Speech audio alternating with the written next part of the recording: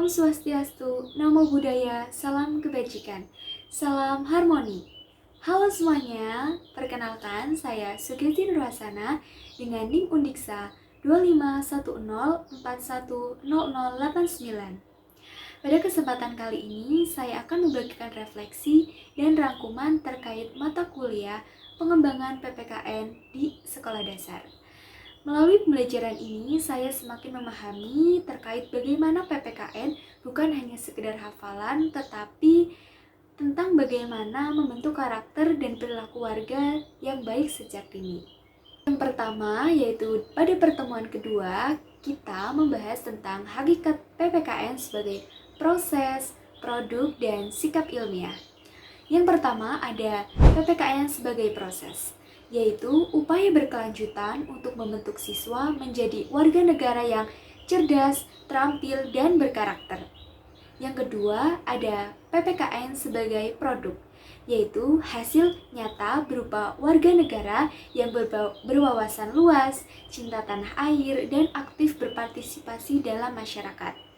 Yang ketiga ada PPKN sebagai sikap ilmiah, yaitu bagaimana siswa diajarkan berpikir kritis, rasional, dan objektif dalam menyikapi isu kewarganegaraan.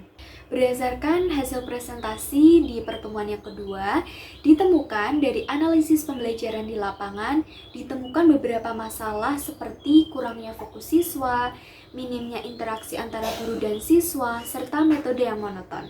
Nah, solusi yang dapat ditawarkan yaitu guru perlu menciptakan pembelajaran yang menarik, kontekstual, dan mendorong partisipasi aktif siswa. Selanjutnya, pada pertemuan ketiga, kita membahas tentang teori belajar PPKN di SD dan implikasinya dalam pembelajaran. Pertama, yaitu 1. Teori behaviorisme. Teori ini menekankan perubahan perilaku yang dapat diamati sebagai hasil dari stimulus dan respon.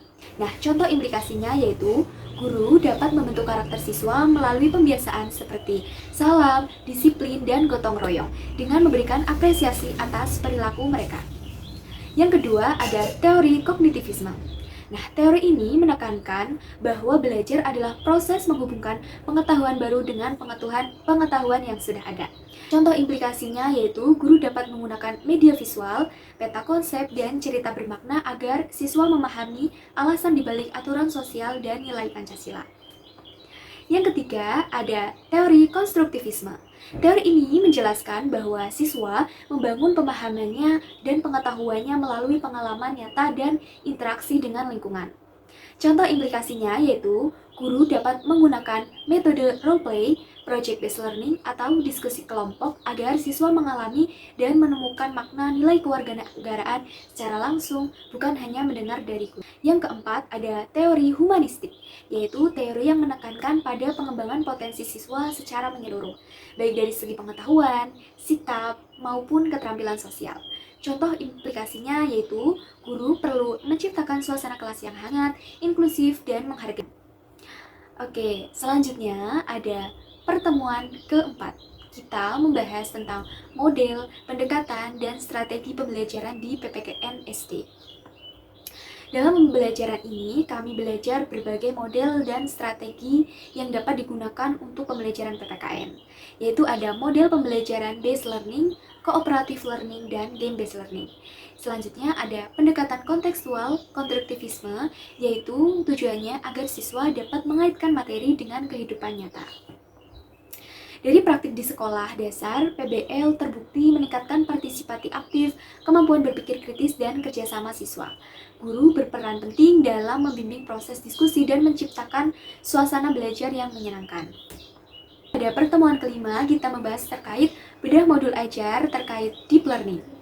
Pertemuan ini berfokus pada analisis modul ajar pada PPKN fase C kelas 5 dengan pendekatan mindful, meaningful, dan joyful learning. Nah, ciri utama pembelajarannya yaitu berpusat pada siswa atau student center. Yang kedua, menggunakan metode tanya jawab, diskusi, dan proyek pemecahan masalah atau PBL. Yang ketiga ada memanfaatkan media digital, visual, dan audio yang menarik. Kelebihannya yaitu pembelajaran aktif, sistematif, dan fleksibel. Dan kekurangannya yaitu waktu yang terbatas, fokus materi belum seimbang, dan kriteria penilaian belum lengkap. Nah, solusi yang dapat ditawarkan yaitu gunakan storytelling, permainan, dan pembelajaran berdiferensiasi agar siswa lebih tertarik dalam proses pembelajaran. Selanjutnya, yang terakhir yaitu pada pertemuan ke-6 ada analisis modul ajar kelompok dari UNESA dan UNY. Yang pertama, dalam pertemuan ini kami menganalisis modul ajar dari dua fase. Yang pertama ada fase A oleh UNESA, yaitu masih ada kekurangan dalam identitas modul, LKPD, assessment, dan tampilan. Yaitu sarannya buat cover menjadi lebih menarik, evaluasi sesuai tujuan pembelajaran, dan model disesuaikan dengan karakter siswa. Yang kedua ada fase B oleh UNY, yaitu menggunakan model PBL, Scientific Learning, dan CTL. Kelebihannya yaitu aktivitas variatif dan integratif. Tantangannya yaitu waktu terbatas, materi yang monoton, serta keterlibatan orang tua. Solusi yang dapat ditawarkan yaitu menggunakan metode Think, Find, Share, kemudian jigsaw, dan interaksi kegiatan yang efisien. Dari sini kita dapat belajar bahwa modul ajar tidak bisa diadopsi sepenuhnya, tetapi harus disesuaikan dengan konteks kelas dan kebutuhan siswa. Selanjutnya ada kesimpulan umum dari keseluruhan pertemuan ini. Saya menyimpulkan bahwa 1. Pembelajaran PPKN harus aktif, kontekstual, dan berpusat pada siswa. Yang kedua, guru perlu memadukan teori belajar, metode, model, dan strategi agar pembelajaran menjadi lebih bermakna. Yang ketiga, ada modul ajar yang baik harus fleksibel, menarik, dan mendukung profil pelajar Pancasila. Demikian rangkuman pembelajaran PPKN dari pertemuan 2 hingga pertemuan 6. Melalui mata kuliah ini, saya semakin memahami bahwa menjadi guru PPKN bukan sekedar mengajarkan nilai, tetapi juga meneladankannya dalam tindakan. Terima kasih sudah menonton, semoga bermanfaat